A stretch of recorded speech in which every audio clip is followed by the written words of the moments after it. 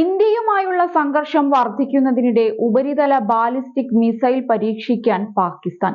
ശക്തി പ്രകടനമായി മേഖലയിൽ മിസൈൽ പരീക്ഷണങ്ങൾ നടത്തുമെന്ന് ഭീഷണിപ്പെടുത്തി പാകിസ്ഥാൻ നിരന്തരം നോട്ടാമുകൾ, അതായത് വിമാന സേനാംഗങ്ങൾക്ക് നോട്ടീസുകൾ പുറപ്പെടുവിച്ച് വരികയാണ്.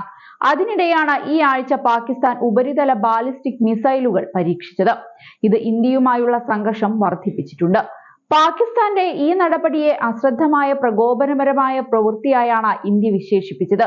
ഏപ്രിൽ 22-ന് പഹൽഗാമിൽ നടന്ന ഭീകരാക്രമണത്തിൽ വിദേശിയടക്കം 26 പേർ കൊല്ലപ്പെട്ടതിനു പിന്നാലെയാണ് ഇന്ത്യയും പാകിസ്ഥാനും തമ്മിലുള്ള ശത്രുത ഗണ്യമായി വർദ്ധിച്ചത്. ഇതിനു പിന്നാലെ ജമ്മു കശ്മീരിലെ നിയന്ത്രണ രേഖയിലും അന്താരാഷ്ട്ര അതിർത്തിയിലും ദിവസേന വെടിവയ്പ് സംഭവങ്ങൾ നടക്കുന്നുണ്ട്. ഭീകരാക്രമണത്തിന് ശേഷം ഇന്ത്യ പാകിസ്ഥാൻ പൗരന്മാർക്കുള്ള വിസ താൽക്കാലികമായി നിർത്തിവെക്കുകയും പാകിസ്ഥാൻ ഹൈക്കമ്മീഷനിലെ ജീവനക്കാരെ കുറയ്ക്കുകയും അട്ടാരി അതിർത്തി അടച്ചുപൂട്ടുകയും ചെയ്തിരുന്നു. പാകിസ്ഥാൻ ഉപരിതലത്തിൽ നിന്ന് ഉപരിതലത്തിലേക്ക് തൊടുക്കുന്ന ബാലിസ്റ്റിക് മിസൈലുകൾ പരീക്ഷിക്കാൻ തയ്യാറെടുക്കുകയാണെന്ന് വൃത്തങ്ങൾ പറഞ്ഞു. അത്തരം അസ്ഥിരമായ സാഹചര്യങ്ങളിൽ ആസൂത്രണം ചെയ്ത മിസൈൽ പരീക്ഷണം ഇന്ത്യയുമായുള്ള പിരിമുറുക്കം വർദ്ധിപ്പിക്കാനുള്ള തീവ്ര ശ്രമമാണെന്നും വൃത്തങ്ങൾ അറിയിച്ചിട്ടുണ്ട്. പഹൽഗാം ഭീകരാക്രമണത്തിനു ശേഷം പരീക്ഷണ വെടിവയ്പ്പിനായി 24 മണിക്കൂറിൽ താഴെ സമയത്തിനുള്ളിൽ അറിയിപ്പ് നൽകി ഏപ്രിൽ 23-ന് രാത്രി പാകിസ്ഥാൻ ആദ്യത്തെ നോട്ടം പുറപ്പെടുവിച്ചിരുന്നു. എന്നിരുന്നാലും ബാലിസ്റ്റിക് മിസൈൽ പരീക്ഷണം നടന്നില്ല. അതിനുശേഷം ഏപ്രിൽ 26, 27 തീയതികളിൽ കറാച്ചി തീരത്ത് പാകിസ്ഥാൻ നാവിക കപ്പലുകളിൽ പരീക്ഷണം നടത്തിയതായി അറിയിപ്പുകൾ പുറപ്പെടുവിച്ചു. എന്നിരുന്നാലും വെടിവെപ്പ് പരിശീലനങ്ങളൊന്നും നടത്തിയില്ല. 2 ശ്രമങ്ങൾ നടത്താത്തതിനു ശേഷം ഏപ്രിൽ 30 മുതൽ മെയ് 2 വരെ ഇന്ത്യയുടെ എക്സ്ക്ലൂസീവ് ഇക്കണോമിക് സോണിന് സമീപം പാകിസ്ഥാൻ 3ാമത്തെ ശ്രമവും ആവർത്തിച്ചു.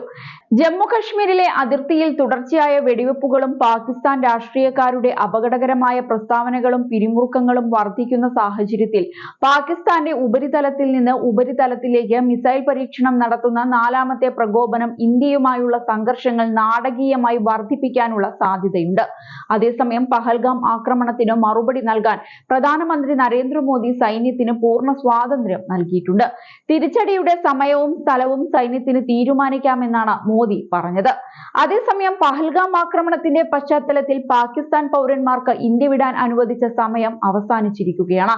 ഇതോടെ കഴിഞ്ഞ 6 ദിവസത്തിനിടെ 786 പൗരന്മാരാണ് പാകിസ്ഥാനിലേക്ക് മടങ്ങിയത്.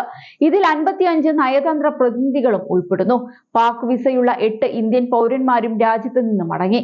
അട്ടാരി വാഗ അതിർത്തി വഴി മടങ്ങിയവരുടെ കണക്കാണിത്. ചിലർ വ്യോമമാർഗം വഴിയും പാകിസ്ഥാനിലേക്ക് പോയിരുന്നു. അതേസമയം പാകിസ്ഥാനിൽ നിന്നും 1465 ഇന്ത്യക്കാരാണ് ഇന്ത്യയിലേക്ക് മടങ്ങിയത്. 25 നയതന്ത്ര ഉദ്യോഗസ്ഥരും ഇന്ത്യയിൽ ദീർഘകാല വിസയുള്ള 151 പാക് പൗരന്മാരും ഇവിടേക്ക് വന്നിട്ടുണ്ട്.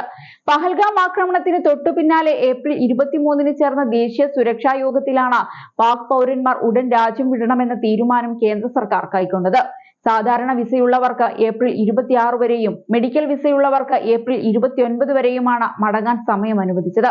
Business visa, cinema, journalist, transit visa, വിദ്യാർത്ഥികൾ, തീർത്ഥാടകർ തുടങ്ങി 12 വിഭാഗത്തിലുള്ളവർക്ക് ഏപ്രിൽ 27 വരെയും സമയം അനുവദിച്ചിരുന്നു.